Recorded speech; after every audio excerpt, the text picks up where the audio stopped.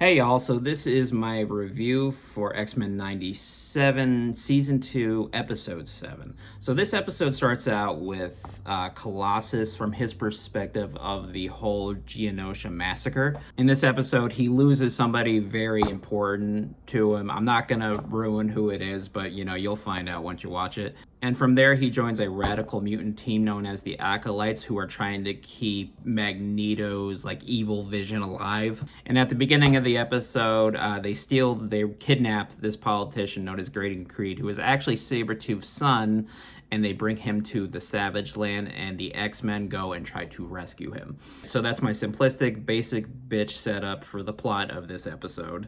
So far, my pros for this episode: it is a Nightcrawler-centered episode. I really love what they're doing, that they're not making this the Wolverine show.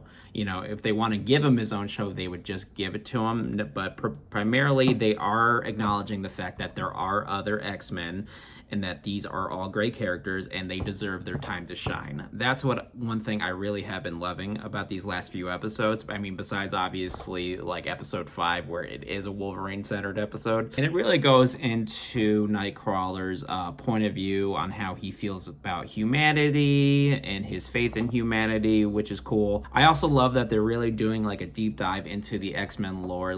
Graydon Creed, goes pretty far into the whole X-Men history, and that's one thing I enjoy. I love that I'm getting a little bit of an X-Men history lesson, but I also think that can be a little jarring on some people, especially people who are just there for the Apocalypse storyline. They're just like, okay, come on, let's just get back to it. Which I think kind of overall leads me into my one real criticism for this season so far, is they're not focusing enough on the main storyline, I feel. I feel like ever since episode 4, we're only getting these hints and glimpses at what's to come, but I'm starting to get concerned that they're really not going to swing back to the actual Apocalypse storyline to the last episode, and I think that would be a real shame, especially after how great episode 4 was.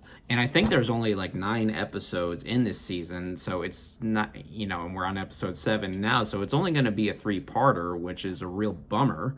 They did something at the end of the episode which makes you think they really are going to go back to the story in the main Apocalypse storyline next week, but I also thought that about last week as well. So hopefully episode 8, they really double down and focus on the whole Apocalypse storyline, because they need to. But overall, I'm still really enjoying this season. I think with the last 3 episodes, I will say, unless they make up for it in the next 2, this season is very good. I'll even say it's great. It's just not on par with season 1, because I feel like season 1 was just a little bit more focused. But how did you feel about it? Let me know, Love to hear your comments on it. Subscribe if you want. Let's all talk about it. Let's all be friends. All right, guys, have a great day. Bye.